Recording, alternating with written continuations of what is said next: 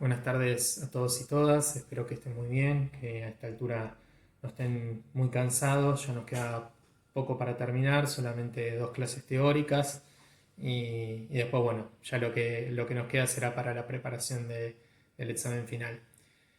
Bueno, en particular en los videos de hoy la idea es trabajar algunas definiciones sobre el Estado desde la mirada que aporta el sociólogo inglés Michael Mann. Ustedes tienen un documento de principios del siglo XXI, si no me equivoco, del año 2005, que es el poder autónomo del Estado, y desde la perspectiva que aporta el pensador argentino Oscar Oslak en este famoso libro La formación del Estado argentino. Algún capítulo ustedes deben haber trabajado en historia, que es del año 1997, y que si bien es un poquito más antiguo que el de Mann, la mirada de Oslak no difiere muchísimo de la del sociólogo inglés. Vamos a marcar alguna diferencia a medida que vayamos hablando de la noción que tiene Oslak sobre el Estado.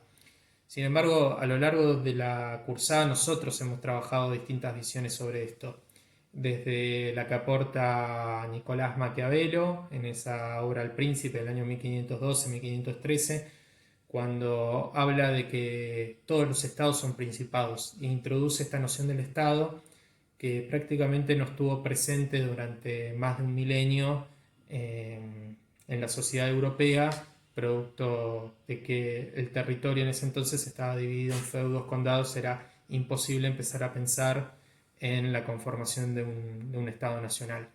Pero bueno, una de las cuestiones por las cuales consideramos a Maquiavelo uno de los pensadores de la teoría política moderna tiene que ver con esto. Tiene que ver con que elabora su propia visión en torno a la idea del Estado. Y bueno, hemos trabajado distintas visiones a lo largo de la cursada, también podemos mencionar la de cuando Marx y Engels, cuando hablan en el manifiesto comunista de las tareas del Estado, porque esto tiene que ver con una mirada que más adelante vamos a llamar mirada funcionalista sobre el mismo, que es pensar el Estado a partir de lo que el Estado hace.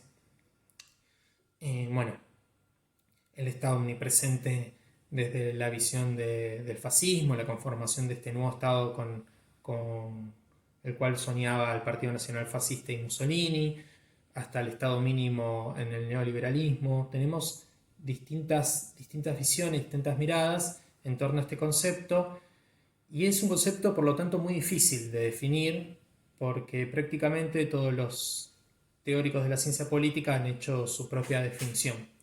En lo que coinciden todos es en pensar el Estado como la organización del poder político. Muchos autores diferencian entre lo que es el Estado y lo que es la sociedad civil, entendiendo a la sociedad civil respecto a todos los poderes que están por afuera del poder político. El poder económico, representado por las corporaciones, por organismos financieros, bueno, bancos, empresas, un poder ideológico, representado en su momento por la Iglesia Católica, también por los medios masivos de comunicación en nuestros tiempos. Hablamos de un poder militar que muchas veces estuvo separada del Estado, sobre todo durante la Edad Media y la Edad Moderna. Podemos hacer referencia también al poder social, que llevan adelante desde, no sé, desde asociaciones civiles, grupos de vecinos, movimientos sociales, incluso de los sindicatos representando a las clases trabajadoras. En fin, estamos hablando de todos los poderes que no forman parte del poder político. No quiere decir que no se interrelacionen, sino todo lo contrario, lo vamos a ir mencionando. Y no quiere decir que el Estado no tenga componente de los otros tipos de poderes. Sabemos la importancia del poder simbólico del Estado. Por ejemplo, representado en lo que fue la obra de Althusser o de Bourdieu. Alguna mención vamos a hacer de él. Entonces, todas esas concepciones del Estado hacen que sea un poco complejo definirlo, pero a grandes categorías podemos hablar que el Estado puede ser pensado a partir de tres dimensiones. De una dimensión funcional, lo que les mencionaba antes, pensar el Estado a partir de lo que hace, de sus funciones. Una dimensión institucional, que es la que suele predominar, que es pensar el Estado como espacio estructurador de las relaciones de poder, es pensar el Estado a partir de sus instituciones, a partir de su aparato burocrático, de sus leyes, y pensar el Estado como un instrumento de dominación simbólica, que es la mirada que fundamentalmente nos aporta Pierre Bourdieu. Entonces, como pueden ver, tenemos un amplio abanico de opciones para definir este difuso, como lo dice Michael Mann, concepto que es el Estado. Y bueno, vamos a trabajar un poco en relación a eso. Me gusta una definición que realiza un politólogo argentino muy reconocido en el mundo académico, que es Carlos Vilas. Yo tuve el gusto de tenerlo de docente, que él planteaba que el Estado es un acto de voluntad colectiva, persistente en el tiempo y que se produce dentro de complejas relaciones históricas o complejas situaciones históricas. Esto de pensar el Estado como un acto de voluntad colectiva no es algo nuevo, sino que ya lo planteaban los romanos cuando hablaban del constitutio, de la idea de que al Estado lo constituimos entre todos.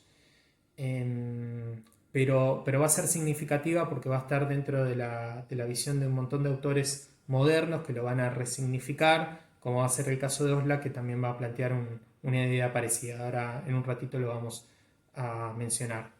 Entonces está esta primera visión del Estado, pensado como un acto de voluntad colectiva. Es interesante también la visión de un pensador estadounidense, Joel Migdal, que dice que el Estado es la forma dominante del poder político, que lo que busca es, dentro de un territorio definido, crear criterios de uniformidad, universalidad, de tal manera que hasta regula las relaciones sociales más íntimas. ¿Qué quiere decir? Que el Estado determina hasta con quién está permitido acostarse, hasta cómo tenemos que enterrar a nuestros muertos. Entonces es una visión del Estado bastante coercitiva, y pensar el Estado de una visión como un instrumento de dominación muy poderoso. Eso no quiere decir, plantea Migdal, y esto también es interesante, que el avance de las fuerzas globales ha implicado que el Estado ha perdido un poco su rumbo, no ha logrado cumplir con sus metas, con las acciones que se proponía en su constitución, eh, debido fundamentalmente a la fuerza de organismos internacionales más poderosos que los estados, como es el Fondo Monetario Internacional en el caso de países africanos o de América Latina. Y después tenemos otra visión diferente del Estado, como la que propone Pierre Bourdieu, en donde dice que el Estado lo que hace es construir categorías de pensamiento, es decir, pensar al Estado a partir de la violencia simbólica, que opera tanto en el plano de la objetividad, a través de estructuras y métodos específicos, por ejemplo, como pueden ser las leyes, o en el plano de la subjetividad a través de estructuras mentales, que lo que termina implicando es que nos termina generando formas de pensar en donde naturalizamos determinadas cuestiones que en realidad no son naturales, sino que son actos políticos. Entonces, esto tiene que ver con pensar al Estado como un instrumento de dominación simbólica.